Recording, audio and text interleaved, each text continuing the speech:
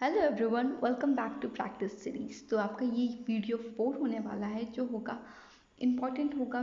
जो भी student management या फिर कॉमर्स या लेबर वेलफेयर के पेपर कोड के लिए वो प्रिपेयर कर रहे हैं तो उनके लिए होगा।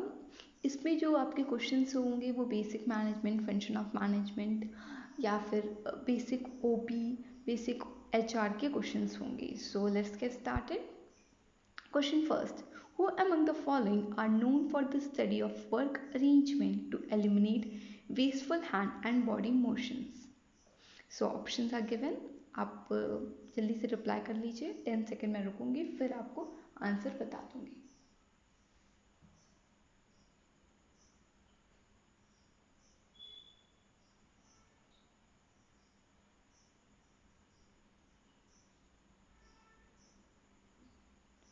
So the right option is B, that means Frank and Gillian Gilbreth.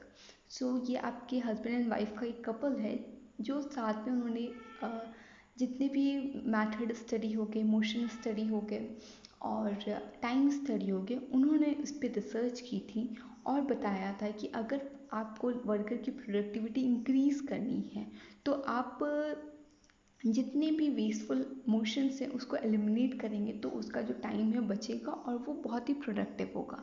ये जो टेलर की साइंटिफिक मैनेजमेंट है उसको फॉलो करते हुए अपनी स्टडी को उन्होंने स्टडी की है। So next question, which of the following book is written by management author from the system approach of the management? So कौन से ऐसे ऑथर हैं जो नीचे बुक्स के नेम दिए गए हैं, उन्होंने सिस्टम मैनेजमेंट अप्रोच भी दिया है और प्लस वो ये बुक भी दी हुई है। तो आपको ऑथर का नाम बताना है, नाम तो नहीं बताना है बट हाँ एटलीस्ट पता होना चाहिए कौन सा ऑथर है, किसने सिस्टम दिया और कौन सी उनकी बुक है इसमें।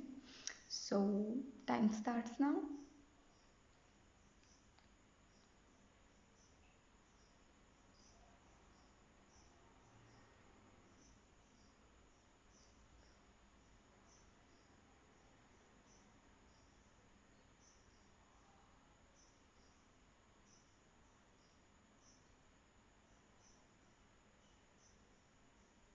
सो the right option is C, that means function of executive. Function of executive किसने लिखी हुई है? चेस्टर बनार्ड ने लिखी हुई है और चेस्टर बनार्ड ने ही सिस्टम अप्रोच ऑफ मैनेजमेंट भी उन्हीं ने ऑथर है या फिर आप उनसे कह सकते हो फादर ऑफ सिस्टम मैनेजमेंट है। सो ये आपका आंसर हो गया। आपको बुक के नाम पता होना चाहिए, जैसे जनरल एंड इंडस्ट्रियल मैनेजमेंट किसने लिखा हुआ है, ये आपका फ्योल ने लिखा हुआ है, हेनरी फ्योल ने लिखा हुआ है। और शॉप मैनेजमेंट और प्रिंसिपल ऑफ साइंटिफिक मैनेजमेंट किसने लिखा हुआ है, ये टेलर ने लिखा हुआ है। तो एटलीस्ट आपको बेसिक जो उनकी पॉपुलर बुक्स हैं उसके नाम आपको थोड़े बहुत पता होने चाहिए। सो नेक्स्ट क्वेश्चन, ये मैच द फॉलोइंग है, मैं रीड आउट नहीं करूँगी, आप वीडियो को पॉज करके इसको मैच करने की कोशिश कीजिए। Time starts.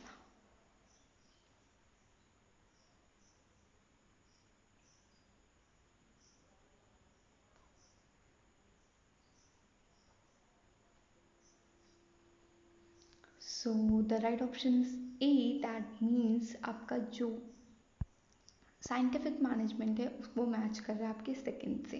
आइए इसको देख ही लेते हैं। साइंटिफिक मैनेजमेंट क्या होता है? There is no particular action of managing human that is suitable for all situation. Administrative management क्या होता है? एक का third increase in, okay. Scientific management ये आपका जाएगा increase in operational efficiency at shop floor level. Obviously scientific management आपका पूरा कॉन्सेप्ट ही शॉप लेवल के लिए था, जो फ्लोर लेवल की मैनेजमेंट के लिए साइंटिफिक मैनेजमेंट लाया गया था। तो ये आपका इससे मैच करता है। एडमिनिस्ट्रेटिव क्या होता है? एडमिनिस्ट्रेटिव आपका जाएगा managing an organization from top management point of view. Administration, obviously administration कौन संभालता है? Top level management. तो ये इनका जो मैनेजमेंट का पूरा थॉट था या फिर स्कूल था वो पॉइंट ऑफ व्यू सिर्फ टॉप लेवल मैनेजमेंट पे रखता था। कंटीजेंसी क्या होता है? कोई भी एक पर्टिकुलर आपका कोई वन वे नहीं होगा क्वेश्चन को सॉल्व करने का या फिर प्रॉब्लम को सॉल्व करने का, तो इसे कंटीजेंसी कहते हैं। सिस्टम अप्रोच क्या कहते हैं कि जो हमारा ऑर्गेनाइजेशन है वो ओपन सिस्टम है और उसमें इनपुट होता है, आउटपुट होता है, एक्सटर्नल फोर्सेस होते हैं, इंटरनल फोर्सेस होते हैं जो वर्क करते हैं एज अ सिस्टम में। सो ये आपका क्वेश्चन था। Next question, consider the following supportive leadership behavior, participative leadership behavior, instrumental leadership behavior, achievement oriented leadership behavior. The above leadership behavior are related to which one of the following? So ये चार kind of के leadership behaviour है वो किस theory के अंदर या किस मॉडल के अंदर लीडरशिप के दिया गया है? सो यहाँ पे नाम लिखे हुए हैं, Fiedler contingency model of leadership, B management grid approach of leadership, C path goal approach of leadership and D situational theory of leadership. तो इन चारों में से कौन से मॉडल के अंदर ये चार डिस्क्राइब किए गए हैं? सो टाइम स्टार्ट्स नाउ।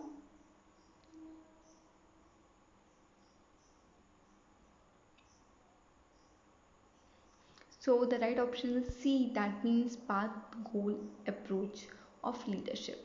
ये रॉबर्ट हाउस ने दिया था और इन्होंने बताया था कि जो लीडरशिप होती है वो आपके इतने काइंड की होती है।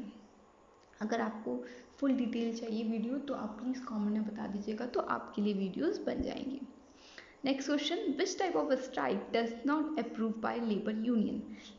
Options, wild cat strike, B slow down strike, C economic strike, and D sit down strike. So time starts now.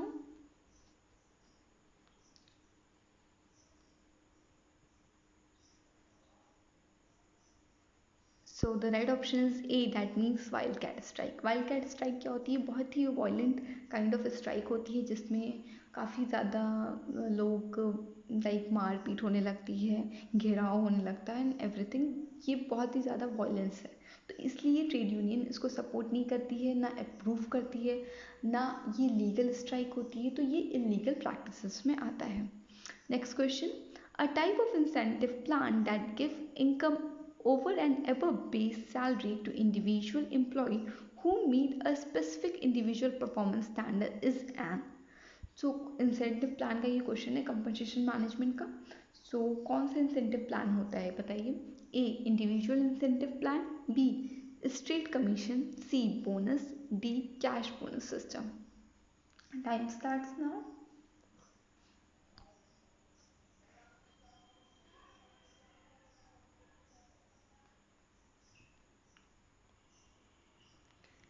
Right option is individual incentive plan. Individual incentive plan में क्या होता है कि आपका जो फिक्स सैलरी होती है उसके ऊपर भी आपको सैलरी दी जाती है एज पर योर परफॉर्मेंस, और वो जो परफॉर्मेंस अगर आप मीट करते हो, वो स्टैंडर्ड को अगर आप मीट करते हो तो आपको वेरिएबल्स दिए जाते हैं जिसे हम इंसेंटिव्स कहते हैं।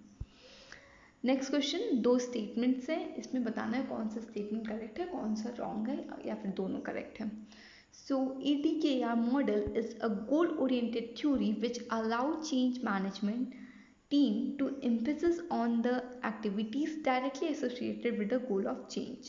तो ये statement first हो गया। second है ADKR model stand for awareness, desire, knowledge, availability and reinforcement। so ये दोनों जो statements है वो correct या wrong है?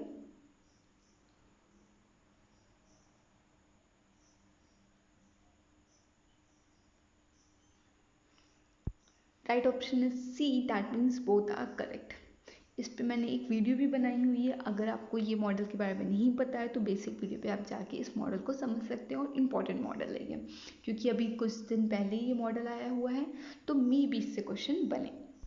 So next question is which of the following stage of a change include preparation for the change by breaking the status quo of the resistance to the change? Options are refreezing, unfreezing, change and reinforcement. Time starts now.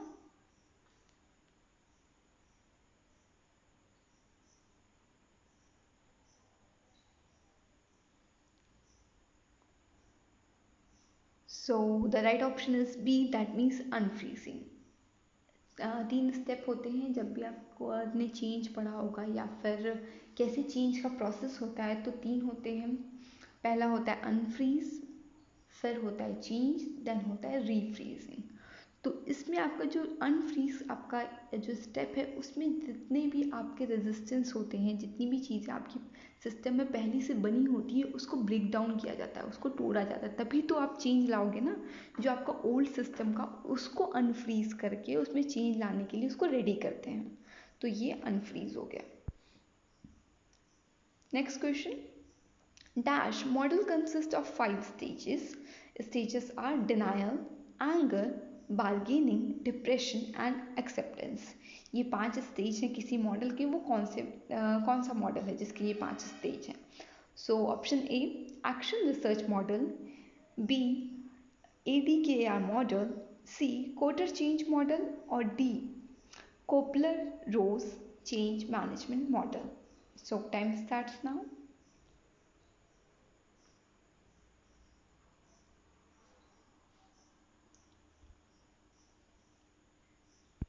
So right option is D, that means Kopler-Roos change management model. तो ये आपका right option है. Next question, which of the following is not an element of the McKinsey 7S framework? So ये कौन से जो 7S है उसमें से कौन सा इसमें एक नहीं है? तो option A standard, B strategy, C shared value and D is system.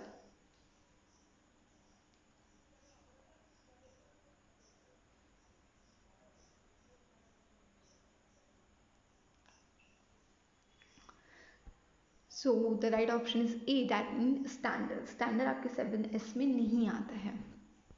So that's all for today. ये आपके सारे क्वेश्चंस हो गए. आई होप ये आपके लिए हेल्पफुल होंगे और जितने भी आपके स्कोर आए हैं तो आप प्लीज़ नीचे कमेंट में कर दीजिएगा.